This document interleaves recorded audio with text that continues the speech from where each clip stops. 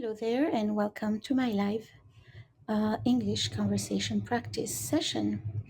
I have posted a link to my store on Amazon. You can browse through my books and also some of my favorite products. If you purchase something there, you will help me get a commission. And also, if you purchase anything after visiting my page on Amazon within 24 hours, if you purchase anything outside of my page, I may also get a commission. So thank you so much for your support. I'm here to help you practice English conversation.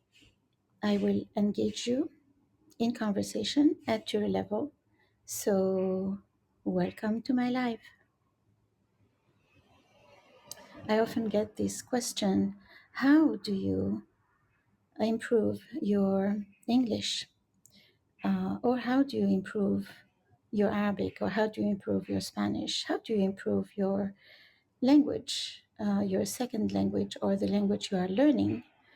And of course, the best way to learn a language is to go and live in the country where the language is spoken. But of course, that's not always possible. In fact, most of the time, that is not possible. So you have to learn um, in a country where the language is not spoken.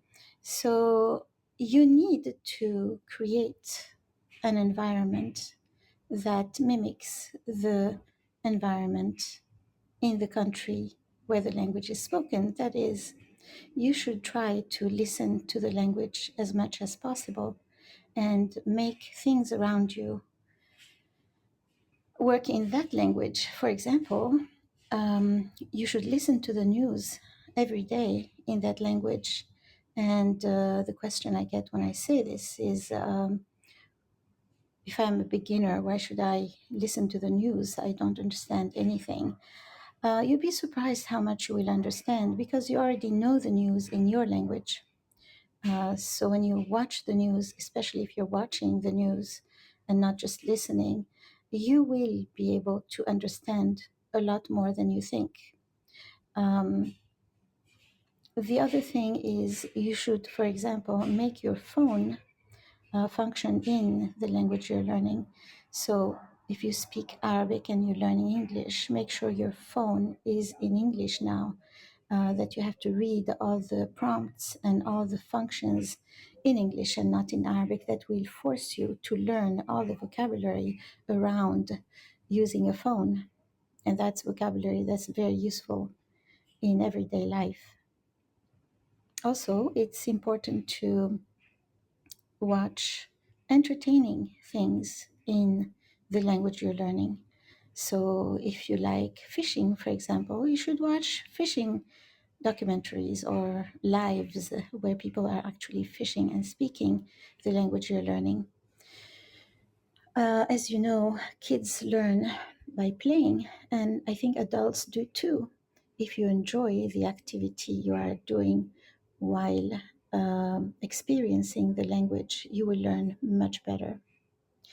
Um, Another thing to watch and that I found personally very useful when I was learning my languages is soap operas or series because there's so much suspense that you can't stop watching and you just keep binge watching. You could watch probably several episodes in a row. Um, Another thing that I found very useful is judge shows, just as an example, because that's what I watched and learned a lot from. I don't know if you understand what I mean, but there are TV shows where you actually are in the courtroom. These are made for TV, so I'm sure they are not exactly as in real life, but they are very close. So for me, it was really important because I used this to learn English and Spanish. It was important because you would have people who speak different dialects of the language. So you would have, for English, for example, you'd have people from Texas with a Texas accent and people from Boston with a Boston accent. They are quite different, and so on. And also, the situations were very fiery and very colorful. So it was very stimulating to watch these shows. Same thing for Spanish. Um, you had people from different countries in South America, and the dialects can be quite different.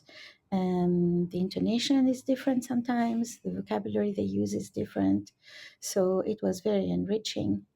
And I haven't watched any judge shows in Arabic, but shows like, those shows where you get to um, see someone, invite someone to a show, a TV show, and they don't know who this person is, and they, the person who runs the show, helps these two people reconcile. Um, those are very emotional shows, and I think if you learn a language, if emotion is involved, you internalize much better. I don't know what you think, but that's how I feel, and I think those shows can be really interesting. And I personally watch a lot of those because I like social drama, and I imagine they would be very useful. I actually used a couple of them a couple of times for my conversation class when I was teaching at the United Nations in New York. And it's really interesting for students to discover dialects or differences between standard Arabic and different dialects through such a show. In fact, some of these shows, or I don't know if you know George Qardahi. He's a Lebanese TV personality, very famous. He has George Qardahi. He has a very famous show called المسامح كريم, and it's really interesting for students to see people from different parts of the Arab world come and talk about their problems and try to resolve them. The show starts with a letter written in standard Arabic, and I wish I could put my hands on the actual written letters. I actually contacted George Qardahi's team to see if I could get, if they would allow me to use those letters in my teaching and maybe in a publication where we could, it's a dream of mine. I don't know if you hear me, Mr. Kardahi, or anyone on his team, or if anybody knows how I can get to them. I would love to create a book with video. The videos are already on YouTube. A book where we have the standard Arabic letter. I could explain the letter, read it online, or have him read it. He actually reads it beautifully. And then we could discuss the grammar in the letter, the vocabulary. And then during the show, you could discover how people from different Arab countries talk about the topic in the letter. I think it would be a really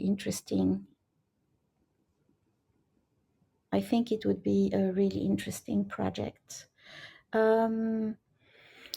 So it looks like nobody has showed up for this live. I'm gonna close it for now. Hopefully, I have been away for something like 6 months, but I'm thinking of coming back. I was actually publishing new books, which you can find on my link above. But I'm thinking of coming back on a regular basis with scheduled rooms. For now, I have paused everything, but I hope to see you at some new upcoming lives where I can engage you in conversation in different languages. I do have, I think, 5 different houses here. You can see which ones you like. Just follow me, and I hope to see you soon to help you practice conversation or vocabulary or grammar or pronunciation in Arabic, English, French, or Spanish. Have a wonderful day or evening wherever you are. If you're celebrating Easter today, happy Easter to you, and happy chocolate eggs and hopping bunnies. Assalamu alaikum. Bye for now.